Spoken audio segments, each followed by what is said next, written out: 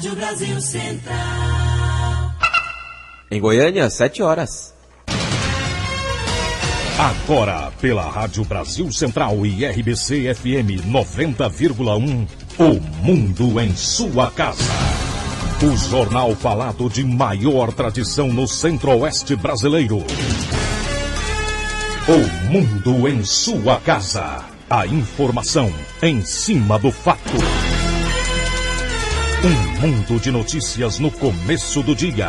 O Mundo em Sua Casa tem a marca da Rádio Brasil Central e da RBC FM 90,1. Hoje é sexta-feira, dia 30 de março de 2012. Bom dia a você, ouvinte. Bom dia, Gil Bonfim. Bom dia, Karine Pinheiro. Bom dia a você que ouve O Mundo em Sua Casa. O Mundo em Sua Casa. Tempo e temperatura. A previsão do tempo para hoje em Goiânia é de céu parcialmente nublado com períodos de nublado. A temperatura máxima pode chegar aos 30 graus. A umidade relativa do ar fica entre 80% e 35%. E neste momento os termômetros marcam 20 graus em Goiânia. 7:1. O Mundo em Sua Casa. Manchetes dos jornais brasileiros. O Globo. Senador fazia lobby para bicheiro, revela a gravação. Folha de São Paulo, sem voz, estaria morto, diz Lula. O estado de São Paulo. Dilma pede que potências baixem o tom sobre o Irã. Correio Brasiliense, escola cobra extra de alunos com Down. Valor econômico. Chrysler vai voltar a fazer carros no Brasil. Estado de Minas, Prefeitura de Belo Horizonte paga 14º e 15º, mas só para os chefes. Jornal do Comércio de Pernambuco. Fiscalização rígida da lei seca no Agreste. Congresso corre para aprovar tolerância zero a quem bebe e dirige. 0 hora, pacote de Dilma vai do salário aos carros. Da Índia, a presidente confirmou o anúncio de medidas para a próxima semana, que incluem desde novas reduções de impostos à restrição de importados. Brasil Econômico. Dilma defende reforma tributária ampla para retomar crescimento. O popular Operação Monte Carlo, efeito Cachoeira. STF pede quebra de sigilo de Demóstenes. Diário da Manhã. OEA investiga crime da ditadura no Brasil. 7:2.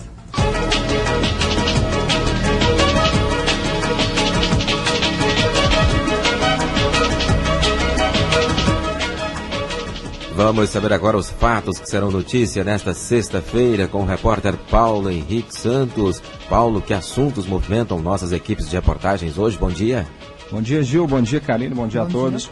Olha, daqui a pouco às 8 horas da manhã, o governador Marconi Perillo participa do lançamento lá no Palácio das Esmeraldas da 7ª edição do Festival Gastronômico, Esportivo e Cultural de São Simão. O festival acontece de 5 a 8 de abril na cidade de São Simão e conta com a participação de chefes renomados no estado. Na programação há também oficinas culinárias, degustação de pratos, shows musicais e exposição de artesanato local. E logo em seguida, às 10 horas da manhã, o governador Marconi Perillo participa da inauguração da ampliação do centro de distribuição da rede de eletrodomésticos, de móveis e eletrodomésticos Novo Mundo, né? Às 10 horas da manhã, ali na BR-153. E logo em seguida, às 11 horas da manhã, o governador participa também da entrega, da solenidade de entrega do diploma número 50.000 da Universidade Estadual de Goiás, em evento no Palácio Pedro Ludovico Teixeira, no Auditório Mauro Borges. Então, 3 eventos nessa manhã com a participação do governador Marconi Perillo. E a Prefeitura de São Simão, daqui a pouco, às 8h30 da manhã, acontece também a assinatura da ordem de serviço das obras de construção dos parques do Programa Urbano Ambiental Macambirana e Kunce. A solenidade de lançamento acontece na Avenida Nandra Bufaisal, no setor Faisalville, às 8h30 da manhã, com o prefeito Paulo Garcia. Então é isso, esses são os nossos destaques de hoje. Obrigado, Paulo Henrique Santos. E você confere detalhes desses assuntos ao longo da programação e também amanhã, aqui mesmo no Mundo em Sua Casa. Agora são 7h04. O Mundo em Sua Casa. A política em Goiás. Termina no domingo a revisão eleitoral com coleta de dados biométricos dos eleitores das cidades de Corumbá e Cocalzinho. As revisões nos 2 municípios goianos são obrigatórias para todos os eleitores. ONG Transparência Brasil apoia governo do estado no mapeamento de riscos de corrupção. Metodologia da organização não governamental permite a identificação de potenciais riscos de desvio de recursos públicos. O secretário-chefe da Controladoria Geral do Estado, José Carlos Siqueira, explica como vai ser realizado o mapeamento de risco. Nós estamos com um pessoal, neste momento, em São Paulo, aprofundando o treinamento, mas, ao mesmo tempo, estabelecemos, numa parceria com a Secretaria de Meio Ambiente e Recursos Hídricos, a primeira adoção dessa metodologia naquela secretaria, em que em todos os processos de determinado órgão da administração ou entidade, se criará a condição de mensurar o risco da ocorrência de corrupção naqueles processos, sejam eles na área de recursos humanos, na área orçamentária, na área de fiscalização, na área de realização de despesas ou na área de receita. Em qualquer delas, essa metodologia permite a identificação de riscos da ocorrência de corrupção e oferece as alternativas de superação desses riscos. De acordo com o secretário José Carlos Siqueira, o mapeamento vai trazer benefícios para a sociedade. Certamente que esse é um ganho do ponto de vista da integridade do patrimônio público, dos recursos do erário e, sobretudo, de postura ética adequada da administração. O estado de Goiás é o primeiro a adotar a metodologia da ONG Transparência Brasil. Patrícia Almeida para o Sistema Brasil Central de Rádio. 7:07. A Assembleia Legislativa promove debate sobre maus-tratos a animais. De acordo com a Lei 9.605 de 98 dos crimes ambientais, maus-tratos contra animais domésticos, nativos ou exóticos caracterizam crime e podem render pena de detenção de 3 meses a 1 ano e mais multa.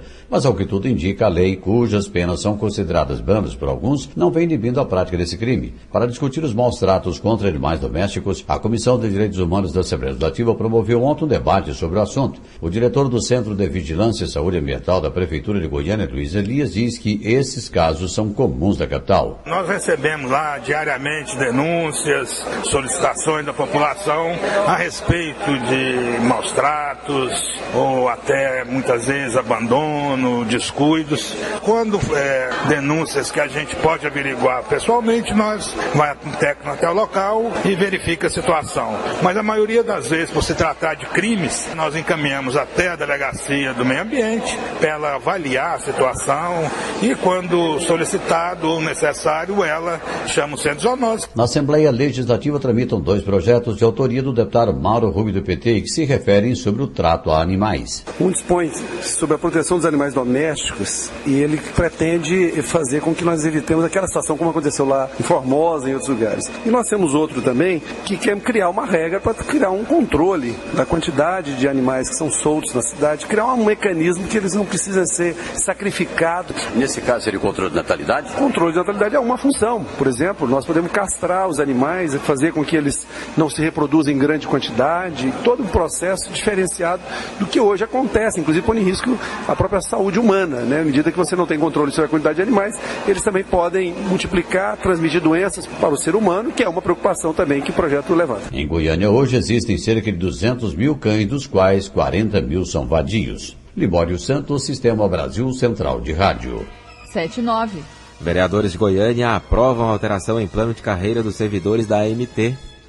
A Câmara Municipal de Goiânia aprovou em primeira votação, nesta quinta-feira, um projeto do prefeito Paulo Garcia que institui plano de carreira para os servidores da AMT, Agência Municipal de Trânsito. Com a mudança, os agentes que tiverem concluído o curso superior terão um aumento salarial. De acordo com o líder do prefeito na casa, Genor Mariano, do PMDB, a ideia é estimular os servidores a ampliar seus conhecimentos. É um projeto que faz referência àqueles servidores da AMT que possuem nível superior, que já se aprofundaram, se aperfeiçoaram, melhoraram o seu grau de instrução e aí com isso, dentro do plano de carreira já existente, mas que nesse momento não contemplava, poderá subir um nível dentro do plano de carreira que vai implicar evidentemente numa melhoria do seu vencimento salarial, saindo do nível 6 6, alcançando até o nível 7 e o nível 8 do plano de carreira dos servidores municipais, para aqueles que, ao longo desse período, melhoraram a sua escolaridade, terão direito de mudar de nível para uma melhoria salarial. O projeto segue agora para análise da Comissão de Trabalho da Câmara e depois retorna ao plenário para a segunda votação. Heloísa Amaral para o Sistema Brasil Central de Rádio.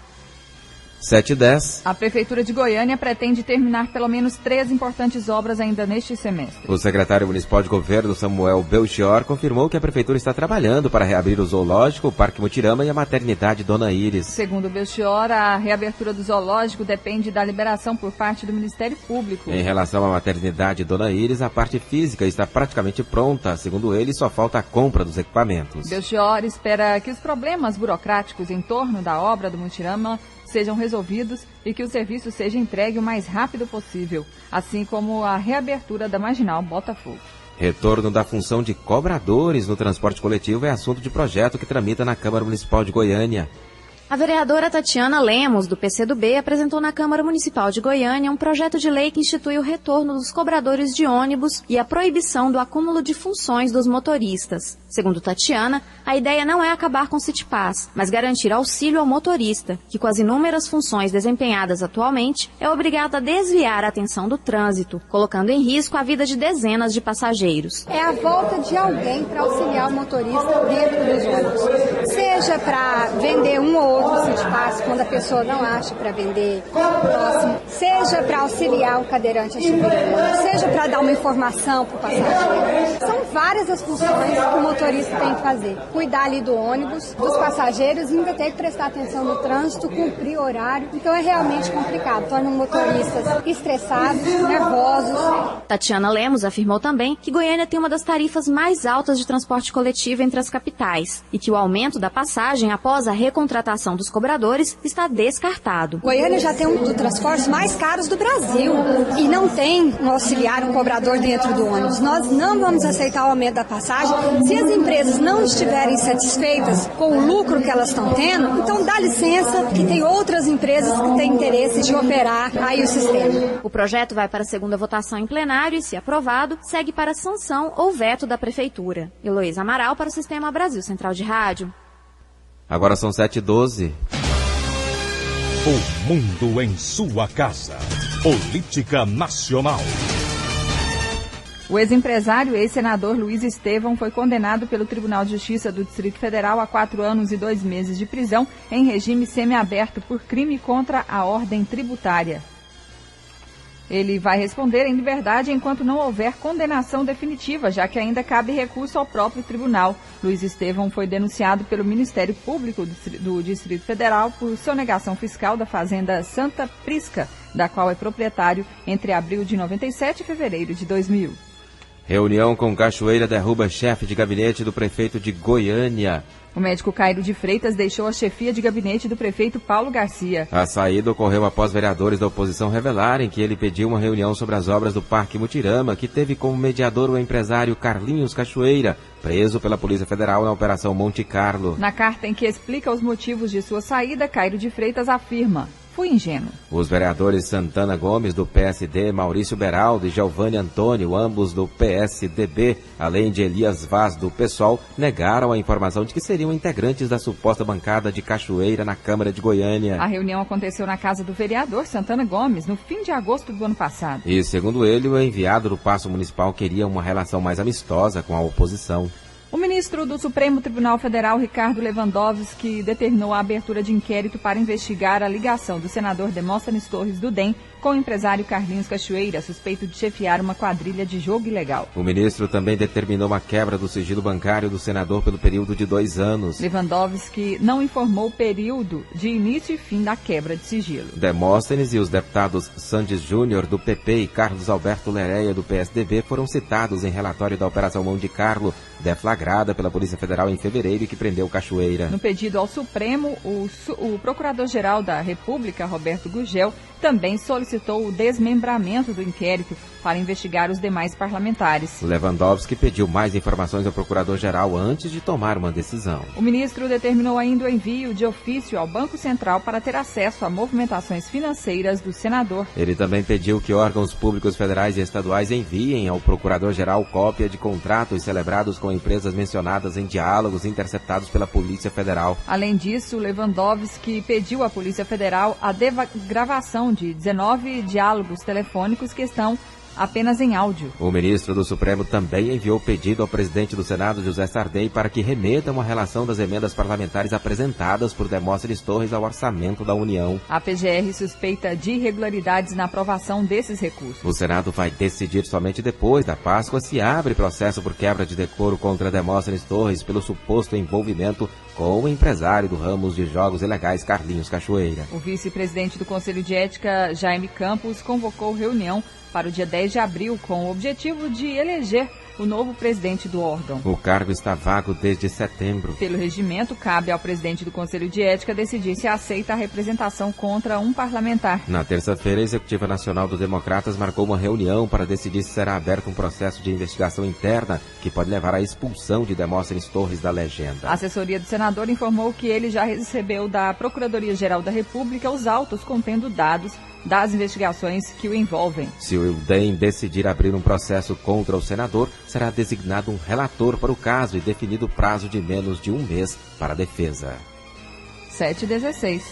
Diante da polêmica gerada pela decisão do Superior Tribunal de Justiça sobre a lei seca, o ministro da Justiça, José Eduardo Cardoso, defendeu ontem que o Congresso Nacional modifique a lei. Entre as mudanças pretendidas pelo governo está retirar da lei a dosagem alcoólica que vai caracterizar o crime, permitir que uma pessoa em visível estado de embriaguez possa ser condenada e utilizar como provas depoimentos de testemunhas e filmes. Dessa forma, o ministro acredita que o bafômetro será mais utilizado como forma de provar inocência diante de uma suspeita do que como instrumento de acusação.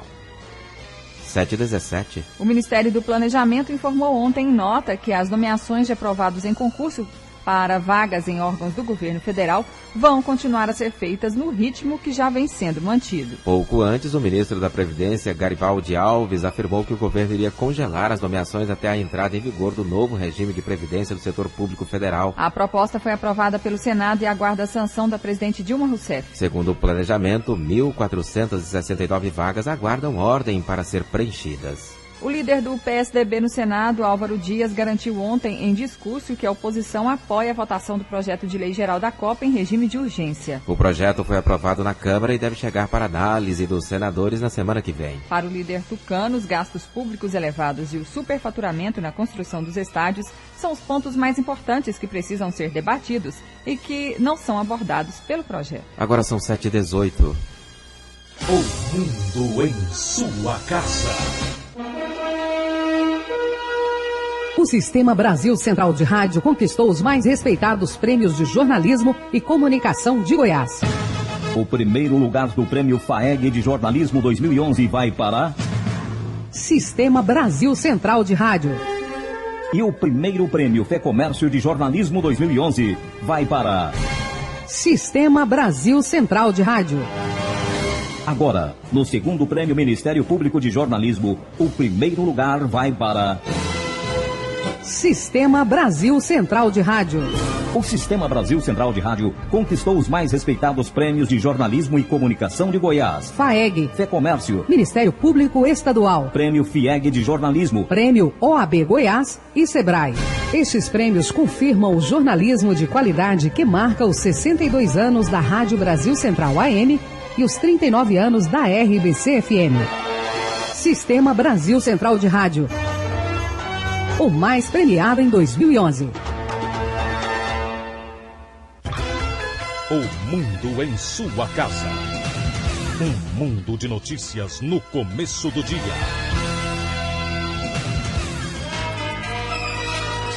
Polícia apreende máquinas caça-níqueis em Goiânia e Aparecida. A Rotan apreendeu 5 máquinas em um bar no setor universitário em Goiânia. A apreensão foi realizada através de denúncia anônima. No local havia apenas uma funcionária. Também foram feitas 9 apreensões em Aparecida de Goiânia. Uma máquina foi localizada pela Polícia Militar em um bar localizado no Jardim Bela Morada, em Aparecida de Goiânia. As demais foram apreendidas no Parque Santa Luzia, em uma distribuidora de bebidas. O dono do local disse não saber da situação, já que o cômodo no qual as máquinas estavam seria alugado.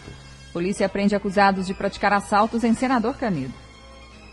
Um bando composto por Henrique Alves de Oliveira, 20 anos, e mais 3 menores, deu muito trabalho à polícia na manhã desta quinta-feira em Senador Canedo. Os comparsas são acusados de praticar uma sequência de 3 assaltos na cidade. Segundo o relato do sargento Evaldo da Polícia Militar de Senador Canedo, o primeiro roubo a uma padaria foi praticado por Henrique Alves de Souza, de 20 anos, e um menor de nome Kaique, de 16. Praticou aí um 57, que é roubo a um estabelecimento comercial, a uma panificadora. Não se deram por satisfeitos aí com a prática dessa situação. Deslocaram até o Jardim das Oliveiras, praticaram outro roubo a um posto de gasolina, o posto Milênio, deslocando até a área central de Senador Canedo e praticando mais um assalto, mais um roubo a um outro posto de gasolina, o posto Senador. Após o último assalto, um menor chamado Daniel, de 17 anos, tentou fugir numa moto, mas bateu num veículo.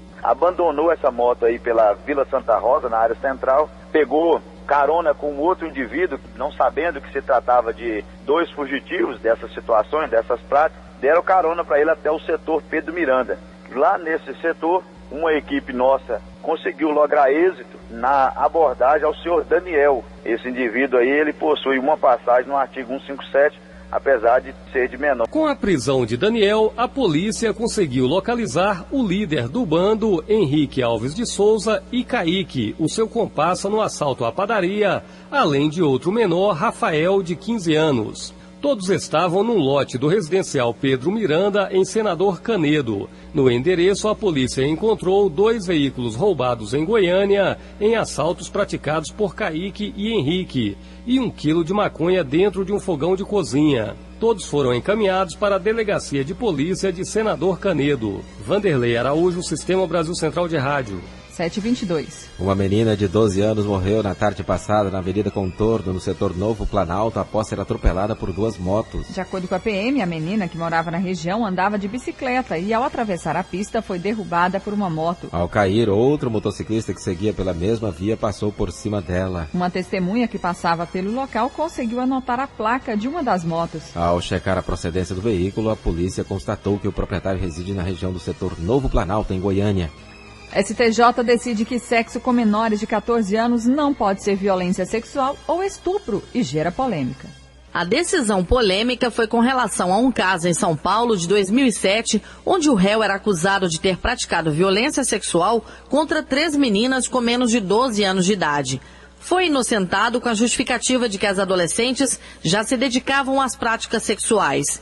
Em Goiás, Vinícius Cirqueira, que é presidente dos conselhos tutelares na capital, questiona. A decisão pode abrir precedentes para os agressores sexuais. Vai abrir um precedente perigoso, acho visto também que na nossa cidade de Goiânia, principalmente, já há uma impunidade muito grande devido à falta de ferramentas para poder coibir e incriminar esses pedófilos. Para você ter uma ideia, hoje na Delegacia de Proteção às Crianças e Adolescentes tem 2 vezes falta um psicólogo, ou seja, o pedófilo faz ali apenas o sexo oral ou os atos libidinosos, acarícias, isso é capaz de ser incriminado com algo psicológico, e nós não temos esse psicólogo hoje. Então já há um índice de impunidade muito grande, não mais com uma decisão dessa. Então eu creio que é uma decisão muito absurda, muito arbitrária. Mas o conselheiro corregedor da OAB Goiás, Pedro Paulo Guerra de Medeiros, lembra que a decisão do STJ é somente para julgamento de casos de violência sexual antes de 2009. A partir desse ano, houve uma revisão no texto do Código Penal. A lei do Código Penal, reformulada em 2009, mudou isto e determinou: qualquer contato sexual com menores de 14 anos indica, sim, violência presumida. O presidente dos Conselhos Tutelares em Goiânia, Vinícius Cirqueiras, ainda faz outro questionamento. Nós precisamos hoje criar ferramentas para punir esse tipo de crime. Por exemplo, não existe na cidade de Goiânia uma vara especial para julgar crimes contra criança ou adolescente. Yara Galvão para o Sistema Brasil Central de Rádio. Agora são 7h24. A primeira audiência pública que antecede a licitação do transporte intermunicipal de passageiros em Goiás acontece hoje às 9 horas da manhã no auditório da Secretaria de Agricultura, no setor universitário em Goiânia. Vamos conversar sobre esse assunto com Humberto Tanus Júnior, presidente do Conselho Regulador da Agência Goiana de Regulação. Bom dia. Bom dia. É um prazer estar falando aí ao grande número de ouvintes da Rádio Brasil Central em todo o estado. Como que os interessados nessa audiência pública podem participar? Qualquer pessoa pode participar. A gente enviou um grande número de convites a todos os prefeitos, aos políticos, deputados estaduais, federais, aos sindicatos que têm relação, às associações de usuários, todas as pessoas. Nós comunicamos isso, divulgamos isso em um jornal de grande circulação, então todas as pessoas, qualquer pessoa que tenha interesse no assunto está convidada. E como a AGR pretende reestruturar o sistema de transporte intermunicipal? Bom, esse é um assunto recorrente aqui no estado, não só no estado de Goiás. Nós temos problema hoje de transporte intermunicipal e interestadual em todo o Brasil. Nós, quando assumimos a AGR, no começo do ano passado, já havia uma cobrança grande por parte do Ministério Público, por parte do Tribunal de Contas do Estado e também por parte do Judiciário, em relação à necessidade de se licitar todo o transporte intermunicipal, todas as linhas do transporte intermunicipal. Esse é um problema que vem desde os anos, há 60 anos atrás, que as empresas, devido à demanda da população, as empresas foram assumindo algumas linhas, algumas com autorização precária, outras através de licitação. E esse assunto vem de muitos anos sem um mínimo de planejamento, sem um mínimo de ordenamento de todo o sistema. E isso, logicamente, provocou um sistema não muito de qualidade boa a toda a população usuária. O que nós fizemos? Devido a essa cobrança e essa qualidade do trabalho, nós mostramos a esses órgãos, ao Judiciário, que não seria interessante a gente fazer simplesmente uma licitação de todo o sistema. A gente viu que seria necessário você ter esse ordenamento, essa organização de todo o sistema. Então nós contratamos a CEFTRU, que é um órgão da UNB, da Fundação da UNB, especialista nessa área de transporte. Já há 8 meses que nós fizemos um convênio com esse órgão e fizemos para fazer todo o levantamento, o diagnóstico da situação. Já levantamos todos os indicadores, fizemos várias pesquisas, detectamos problemas que existem hoje. E o objetivo desse convênio é a gente estar fazendo um plano, uma licitação, uma minuta de um edital de licitação que eles vão nos fornecer e um marco regulatório para que seja feito essa licitação, para aí sim, depois dele ordenado, depois dele planejado, depois dele bem feito, a gente licitar todas essas linhas. Então nós estamos nessa fase agora, nessa primeira audiência pública para colher subsídios, para colher informações, para colher propostas de toda a população em relação à melhoria desse sistema. A licitação deve ocorrer em que data? Pelo convênio que nós temos, é um convênio de duração de 15 meses, como eu disse, nós estamos no 8º mês desse convênio, mas por esse convênio prevê o seguinte, que já no mês de junho, agora junho ou julho, nós já teremos pronto uma minuta, uma proposta de edital para ser discutido, lógico, uma proposta também de um marco regulatório para ser colocado na praça. Nós esperamos que até final do ano a gente consiga licitar todo o sistema, da forma, como eu disse, mais democrática, mais transparente possível. Nós temos feito reuniões com sindicatos das empresas operadoras, temos feito reuniões com o pessoal das associações de usuários, fizemos várias reuniões com o Ministério Público, fizemos com o Tribunal de Contas, várias com as empresas, com o sindicato das empresas operadoras. Então esperamos com isso que o processo seja o mais transparente possível e que nesse período curto de tempo aí a gente consiga dirimir todos os problemas, todo em relação a esse assunto, que é um assunto que envolve toda a população. E o que nós queremos com isso? Nós queremos única e exclusivamente oferecer à população usuária do transporte intermunicipal um transporte de qualidade, um transporte de preços mais módicos possível e que esse transporte seja um transporte de referência em todo o território brasileiro, seja referência, inclusive, para outros estados da federação. Humberto Tanus Júnior, presidente do Conselho Regulador da Agência Goiana de Regulação, obrigado pela entrevista aqui ao Mundo em Sua Casa, um bom dia.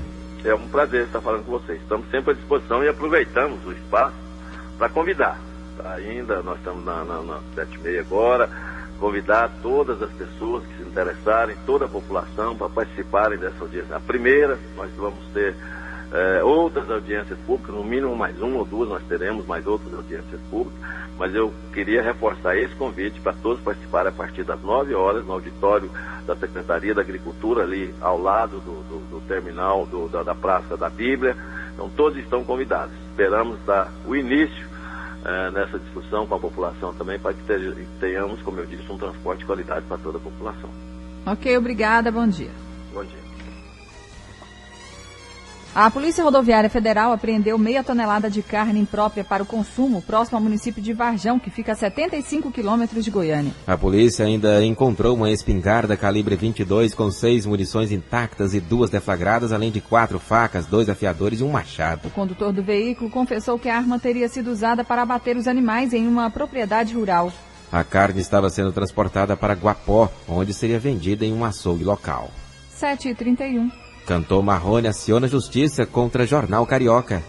O cantor sertanejo Marrone, juntamente com o seu advogado, impetrou na tarde de ontem na Justiça Goiana uma ação de indenização por danos morais contra o Jornal Extra, publicação do Rio de Janeiro. O periódico publicou, no dia 11 de fevereiro, a manchete: Marrone vive crise financeira e sua mulher dá calote de R$700, se referindo ao fato de a esposa de Marrone ter contratado um serviço e não ter pago por ele. Porém, o cantor afirma que o serviço não foi entregue e ainda assim a esposa queria quitar a dívida, mas a pessoa teria sumido. A minha esposa, ela resolveu a fazer o trabalho, fazer os convites, né, do batizado da minha filha. Só que foi chegando os dias da festa e a mulher sumiu, aí fez os convites aqui em Goiânia, já nas pressas. Depois que a festa passou, a pessoa veio atrás dela, dizendo que já tinha feito os convites. Aí a minha esposa falou assim: então é o seguinte, para acabar com essa barulheira toda, você me manda os convites e eu pago os convites, sem eu usar os convites. Aí mais tarde, ela pegou, novamente ligou para minha esposa, dizendo para ela: não, é o seguinte, você me passa o dinheiro que eu passo os convites.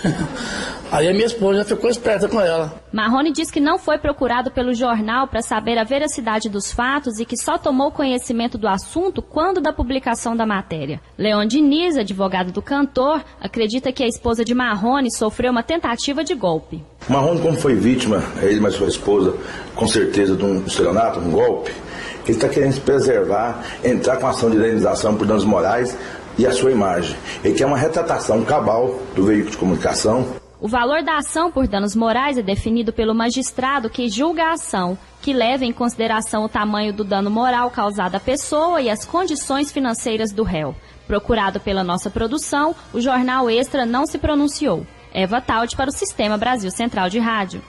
7h33. Polícia indicia jovem acusado de agredir idosa.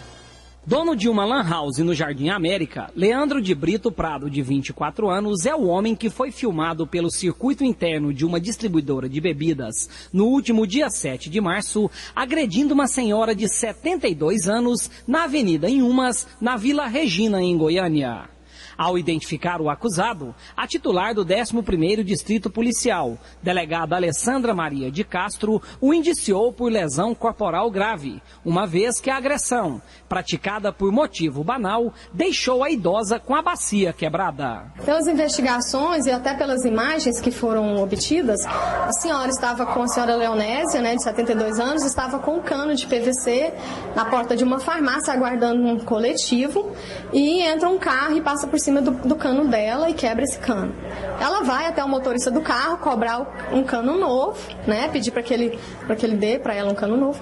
Ele já de cara já desfere um murro no rosto dela.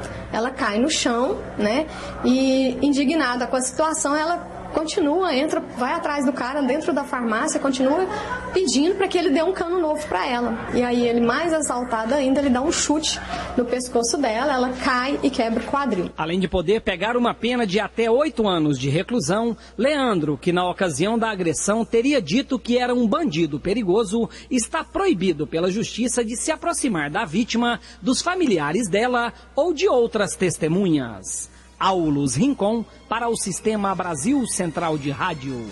7h35. Segundo o Detran, decisão do STJ não muda combate à embriaguez ao volante. Quem se recusar a fazer o teste do bafômetro ou exame de sangue fica livre de ser acusado ou punido pelo crime de dirigir embriagado. O diretor de operações do Detran, Coronel Sebastião Vaz, afirma que sinais evidentes de embriaguez só vão poder ser usados como provas para punições administrativas.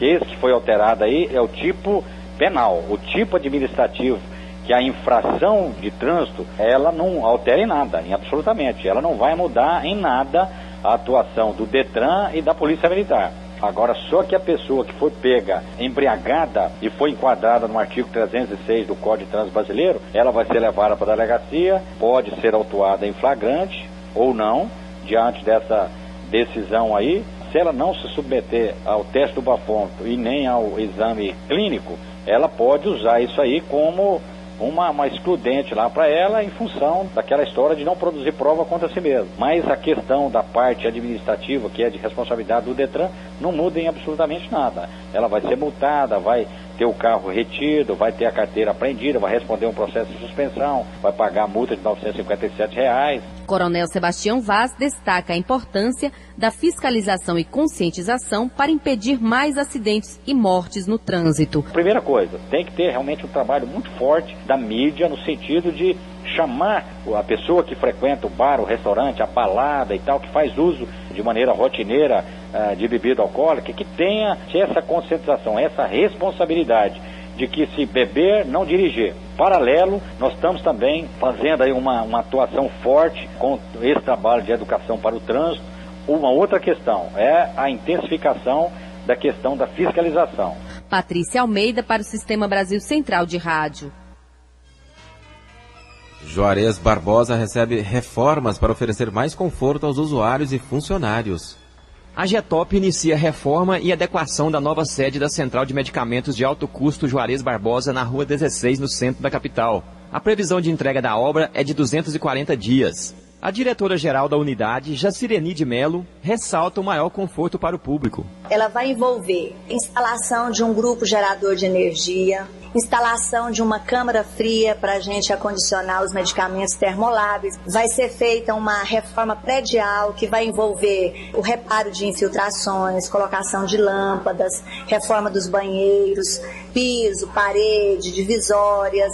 Vai ser feita a troca de todo o equipamento dos elevadores, também a modernização de toda a central de ar-condicionado e, assim, a adequação ao atendimento a esse público, né, com entrada para portadores de necessidades especiais. O atendimento ao público durante a reforma no local definitivo não será comprometido, conforme afirma a diretora de medicamentos do Juarez Barbosa. Os pacientes que estavam procurando a sede nova, né, onde vai ser feita a reforma, para abrir o seu processo, a partir de amanhã ele vai procurar o prédio da Avenida Tocantins, esquina com a Rua 4. A central distribui 132 medicamentos diversos, todos de alto custo, a cerca de 35 mil pacientes cadastrados. Na listagem dos produtos constam remédios como os indicados para tratamento de osteoporose, hipertensão pulmonar, hepatite, déficit do hormônio do crescimento, entre outros. Wilton Vieira para o Sistema Brasil Central de Rádio. 7h39. Palmeiras de Goiás vai sediar a primeira edição deste ano do programa Goiás Cresce e Aparece. Trata-se de uma ação itinerante de interiorização dos programas do governo do estado. O evento vai contar com as presenças do governador Marconi Perillo e do secretário de Indústria e Comércio Alexandre Baldi e será realizado no Salão da Igreja Cristã Evangélica, no centro de Palmeiras. Durante a solenidade, o governador vai assinar a ordem de serviço do programa Rodovida Urbano, num total de 300 mil metros de asfalto. Vamos falar sobre esses assuntos com Orsino Gonçalves. Ele é secretário executivo do Fundo Constitucional do Centro-Oeste. Bom dia. Bom dia, Gil. Bom dia, Karine. Bom dia, caros ouvintes. Qual que é o objetivo do programa Goiás Cresce e Aparece? Olha, o Goiás Cresce e Aparece é um programa concebido pelo Departamento de Comunicação da Secretaria da Indústria e Comércio, que visa levar todas as ferramentas de apoio e atração de investimentos e apoio também aos empreendedores locais, todas as ferramentas da Secretaria da Indústria e Comércio, quer seja o Fundo Constitucional do Centro-Oeste, o FCO, do qual eu sou secretário executivo, o Produzir, que é o programa de incentivos fiscais com incentivo no sentido de reduzir os impostos de ICMS, ou seja, transformar os impostos gerados pelo próprio empreendedor em financiamento a ele com prazo de até 20 anos, com juros de 2,5% ao ano. Além das outras linhas de crédito, que é o Banco do Povo, para quem financia até R$4.000, a linha do microcrédito, enfim, e junto com as nossas parceiras, que é a Agência de Fomento, a JUSEG, levar todos os esclarecimentos com referência ao apoio que a Secretaria e o Estado de Goiás pode dar aos empresários. O cidadão pode obter uma linha de crédito sem burocracia? Olha, são várias as linhas de crédito. No caso do FCO, Fundo Constitucional do Centro-Oeste, ele por legislação federal, ele é gerido pelo Banco do Brasil. E as linhas de crédito essa linha de crédito fornecida pelo Banco do Brasil tem que passar pelo critério que é comum a todo o sistema financeiro nacional. No fornecimento de garantias e estabelecimento do crédito. Nas demais linhas de crédito, junto à Agência de Fomento, que é o Banco do Povo, e o microcrédito, essas linhas são menos burocráticas. Mas todas as linhas precisam sim de ter a triagem, ter a análise do empreendimento e a análise do proponente, né? A análise creditícia do proponente. Mas nada que possa dificultar. O nosso objetivo sem dúvida, acelerar e fazer com que esses microempreendedores ou produtores, de modo geral, possam ter acesso o mais rápido possível para essas linhas.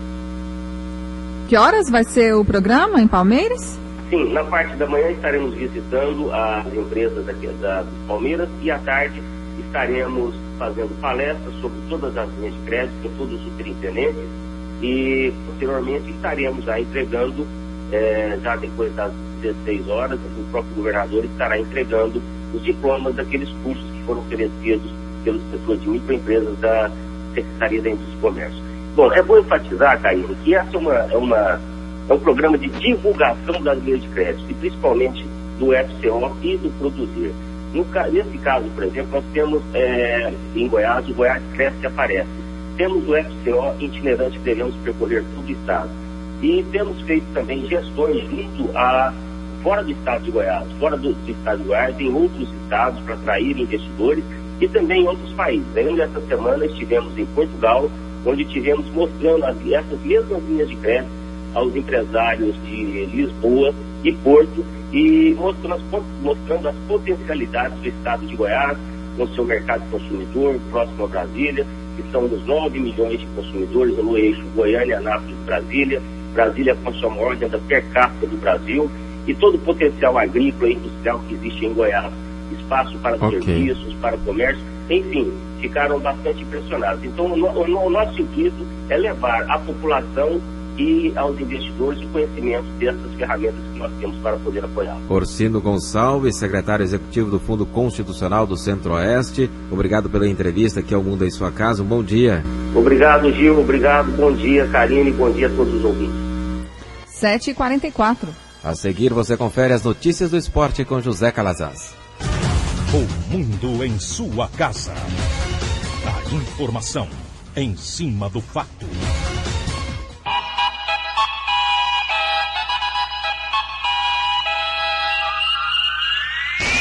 O Mundo em Sua Casa. Esporte. Goiás e Itumbiara fecharam ontem à noite a 6ª rodada do retorno do Campeonato Goiano, a 15ª no geral. A equipe esmeraldina recebeu o Itumbiara no estádio Serra Dourada e venceu de goleada. O Goiás sofreu muito, principalmente no primeiro tempo, quando sofreu uma virada de 2-1, mas se recuperou no segundo tempo, fazendo 4-2 e voltando a abrir 4 pontos de diferença para o Atlético na classificação do Campeonato Goiano. O Goiás tem mais 3 jogos a fazer nessa fase. Domingo contra o Vila Nova no Serra Dourada. O outro final de semana, o Morrinhos da 17ª rodada. Jogo que deve ser transferido também para o estádio Serra Dourada, já que está marcado para a Serrinha. E o último jogo da fase contra a Aparecidense no Aníbal Toledo da 18ª rodada. O técnico Anderson Moreira deixou bem claro ontem após a vitória contra o Itumbiara. Não vai poupar jogadores neste momento do Campeonato Goiano para o clássico contra o Vila Nova. Vai escalar o que tem de melhor. Felipe Amorim, que ficou fora ontem para se condicionar fisicamente, pode ser a única novidade na escalação do Goiás. O goleiro Arley completa nesta sexta-feira 40 anos e ontem acabou sendo homenageado ao lado do atacante Arley, que fez ontem 38 anos pela torcida do Goiás. Quase 6 mil pagantes no estádio Serra Dourada. A expectativa é para mais uma vitória, já que até agora nos clássicos, 1 contra o Vila e 2 contra o Atlético, o Goiás venceu todos. Fez 3-1 no Vila Nova no primeiro turno, 1-0 no Atlético no primeiro turno e no último sábado contra o Atlético, 2-0. O Goiás está muito próximo de confirmar o primeiro lugar geral na fase de classificação.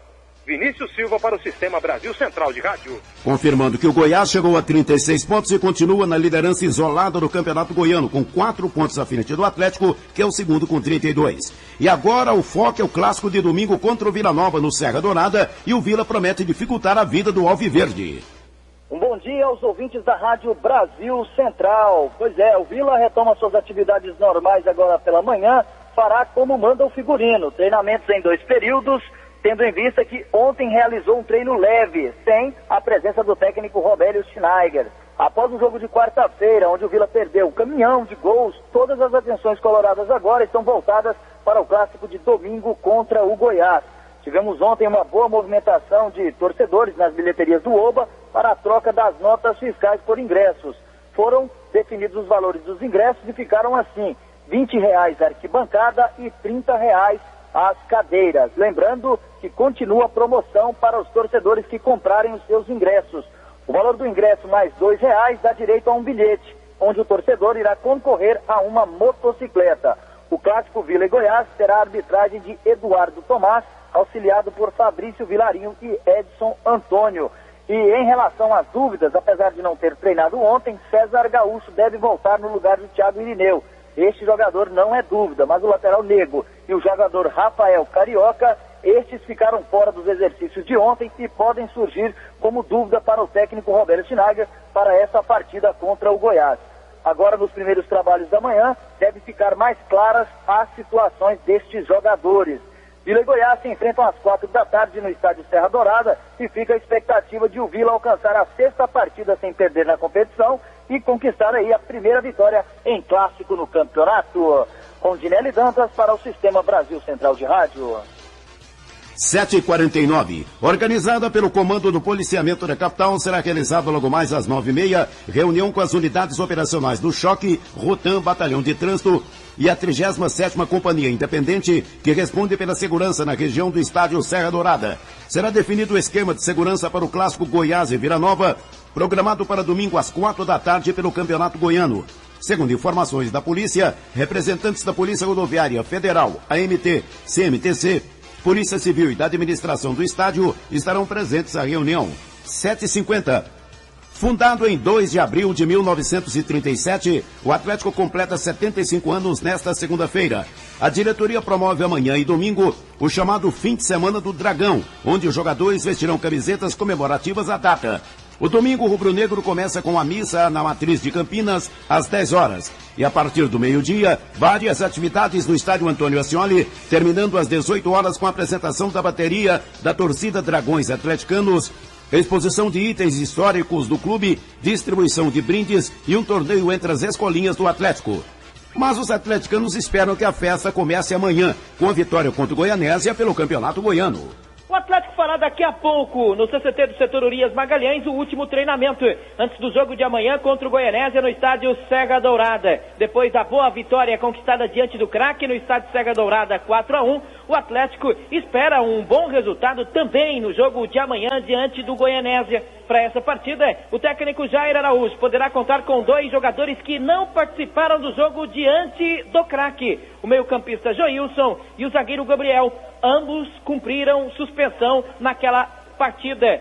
O Atlético que contratou o atacante Felipe da Maia para as suas categorias de base, especialmente para o time sub-20 que vai disputar o Campeonato Brasileiro ao final desta temporada e que atualmente está também disputando competições pela Federação Goiana de Futebol. Eric Maravilha para o Sistema Brasil Central de Rádio.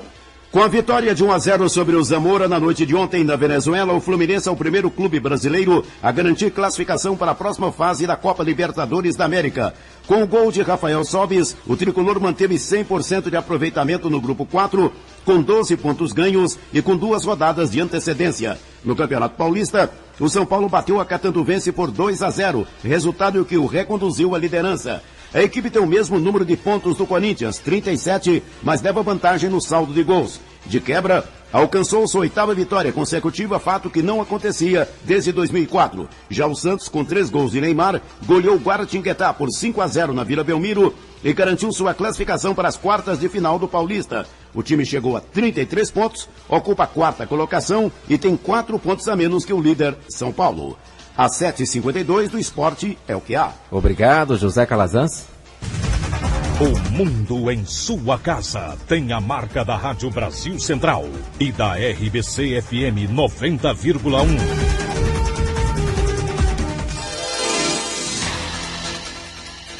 Pirenópolis, no interior de Goiás, realiza extensa programação religiosa para a celebração da Semana Santa.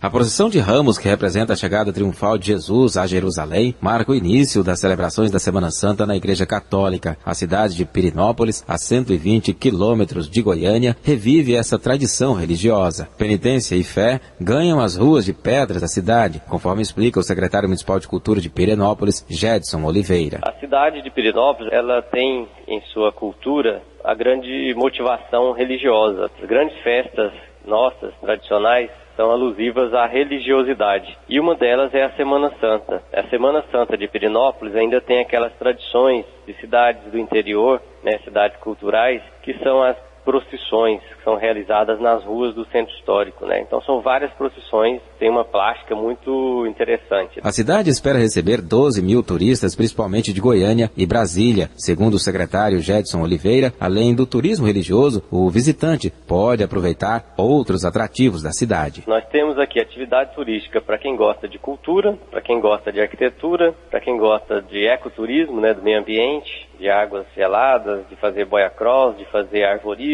então, portanto, turismo de aventura também, turismo de cura, holístico, né, e o cultural tradicional. Então, tem para todos os gostos. É um privilégio de Pirenópolis, porque geralmente quando você vai a uma cidade, por exemplo, como Bonito, no Mato Grosso, você vai para fazer turismo de aventura e ecoturismo.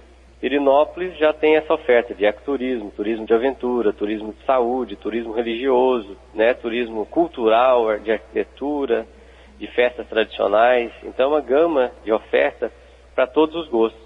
E todos os bolsos também. O secretário de Cultura de Pirenópolis, Jedson Oliveira, informou ainda que a cidade conta com 110 hotéis e pousadas e, além disso, boa parte dos moradores oferece quartos e suítes de suas casas para hospedagem. Neste caso, a diária custa em média R$20, mas pode chegar a R$800 em pousadas e hotéis de luxo. Gil Bonfim para o Sistema Brasil Central de Rádio.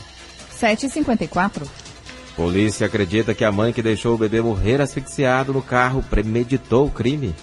Para a delegada Miriam Vidal, não há mais dúvida de que a morte do bebê de 1 ano de idade, asfixiado dentro de um carro no setor Santa Luzia, foi premeditada pela própria mãe, Andressa Prado de Oliveira, de 26 anos. A delegada ouviu nesta quinta-feira o pai do bebê, o presidiário Ronaldo Francisco de Oliveira. Segundo Miriam Vidal, Ronaldo, que está preso na penitenciária Odenir Guimarães, confirmou que recebia informações na cadeia de que Andressa maltratava a criança. Ele contou sobre a convivência com a Andressa, falou que existem realmente várias denúncias de que ela estava maltratando a criança, que tentou afogar a criança por 2 vezes no mês de dezembro, e quando ele soube disso, ainda preso, ele pediu à família dele para que entrasse na justiça pedindo a guarda da criança por todos esses maus tratos e a tentativa de homicídio. O presidiário revelou também que Andressa fazia programas e deixava a criança sozinha em casa. Falou que às vezes ela ia visitá-lo no presídio, levava o menino. Em uma dessas vezes, ele viu marcas roxas na perninha do menino e ela confessou que tinha batido com um pente de cabelo porque a criança estava muito chorona. Ele relata também, ele inclusive passou o endereço de uma pessoa que contou para ele que ela, para fazer programas à noite, deixava a criança trancada sozinha durante toda a noite no apartamento, e que essa criança sempre chorava muito. A polícia vai ouvir agora a testemunha que contou para Ronaldo que a mãe do bebê abandonava-o em casa para fazer programa. A delegada aguarda também o laudo do IML, que vai esclarecer se a asfixia da criança foi provocada por vômitos ou pela falta de ar dentro do veículo onde ela morreu. Vanderlei Araújo, Sistema Brasil Central de Rádio. 7h56. Observatório Nacional Criança Não é de Rua é lançado em Goiânia. Realizado em Goiânia pela Prefeitura em parceria com 23 instituições públicas e privadas, o Observatório Nacional Criança Não é de Rua pretende monitorar a população que mora nas ruas e oferecer ao poder público e entidades de assistência social dados para subsidiar projetos e iniciativas mais eficazes para o enfrentamento do problema. Presidente do Conselho Municipal dos Direitos da Criança e do Adolescente, o psicólogo Eduardo Mota fala sobre o programa. Ele é um observatório que conta com o apoio da Universidade Federal do Ceará. Tem 4 pesquisadores no momento dedicados ao trabalho de compilação desses dados. Ele vai coletar dados no Brasil inteiro para constituir uma base confiável de dados a respeito da criança e adolescente em situação de rua pelo Brasil inteiro. Você tem noção como é que está Goiânia hoje? Goiânia tem hoje cerca de 700 a 900 crianças e adolescentes que vivem na rua trabalhando, pedindo esmola, nos sinais, com as várias atividades no espaço da rua, e um quantitativo de 156 crianças que estão com permanência mais contínua no espaço da rua. A partir desse levantamento, o que será feito? Pretende-se que esse levantamento dê conta de embasar a política pública de assistência social, em especial no município de Goiânia, que infelizmente até o momento não tem se concretizado. Faltam ações? Faltam ações, faltam recursos. Houve a retirada de cerca de 10 milhões de reais por ano da política de atendimento a crianças e adolescentes quando houve o fechamento do Cidadão 2000. Ou seja, de lá para cá temos cerca de 30 milhões acumulados aí de dívida desse município de Goiânia para o atendimento a crianças e adolescentes em situação de rua. A previsão é que o relatório final do Observatório Nacional seja concluído em julho e as medidas para enfrentar o problema comecem a ser adotadas já no início do segundo semestre. Aulos Rincon para o Sistema Brasil Central de Rádio. Agora são 7h58. A Justiça Federal determinou que somente os médicos poderão exercer a acupuntura, a tradicional técnica chinesa que coloca agulhas na pele para tratar problemas de saúde. A decisão foi tomada em segunda instância e ainda cabe recurso. A regra passa a valer para todo o Brasil assim que for publicada no Diário de Justiça. Os Conselhos Federais de Farmácia e Fisioterapia já afirmaram que pretendem recorrer da decisão. 4 pessoas foram indiciadas por homicídio culposo pela morte da menina Graziele Lames, de 3 anos, atropelada por um jet ski em Bertioga, no litoral de São Paulo. O dono do equipamento caseiro da família, o proprietário de uma empresa náutica e um mecânico vão responder pelo acidente ocorrido em fevereiro, quando um adolescente de 13 anos deu partida no jet ski. Segundo a polícia, o acidente foi provocado por uma série de fatores. Pelo menos 2 pessoas foram detidas e 4 ficaram feridas ontem durante um protesto em frente ao Clube Militar no centro do Rio de Janeiro. No local acontecia um evento que relembrava o golpe militar de 1964. 7h59, Noticiário Internacional. O Brasil foi denunciado na Comissão Interamericana de Direitos Humanos, da OEA, a Organização dos Estados Americanos, por não apurar as circunstâncias da morte do jornalista Vladimir Herzog. Ele foi assassinado nas dependências do Exército em São Paulo em 1975, na ditadura militar. Segundo a denúncia, o Estado brasileiro não cumpriu seu dever de investigar, processar e punir os responsáveis pela morte de Herzog. O Itamaraty confirmou ter recebido a comunicação da OEA e disse estar preparando uma resposta. A presidente Dilma Rousseff afirmou que vai anunciar medidas de estímulo à economia brasileira na próxima semana, quando voltar da Índia. Ela participa de reuniões com líderes do BRICS, grupo formado por Brasil, Rússia, Índia, China e África do Sul. Dilma deve retornar ao Brasil no fim de semana. Segundo ela, as medidas pretendem assegurar a capacidade de investimento. A presidente também defendeu redução da carga tributária no Brasil. Pontualmente, 8 horas em Goiânia. Termina aqui mais uma edição de O Mundo em Sua Casa, que teve a apresentação de Gil Bonfim e Karine Pinheiro. Redação e edição, Ada Mendes, Antônio Correia, Marcelo Cabral e Wendel Franco. Direção de estúdio, Luzeni Gomes. Chefes de reportagens, Ione Chagas e Almir Costa. Operação de áudio, Otair José. Central técnica, Frederico Pita e Thaís Oliveira. Gerência do sistema de rádio, Suede Barbosa. Direção de tele e rádio difusão, Abadia Lima. O Mundo em Sua Casa volta amanhã às 7 da manhã. Obrigado pela sua atenção e até lá. Bom dia, Karine. Bom dia, até amanhã. Este foi, pela Rádio Brasil Central e RBC FM 90,1, O Mundo em Sua Casa. O jornal falado de maior tradição no Centro-Oeste brasileiro. O Mundo em Sua Casa. A informação em cima do fato. Um mundo de notícias no começo do dia. O Mundo em Sua Casa voltará sempre com a marca da Rádio Brasil Central e da RBC FM 90,1.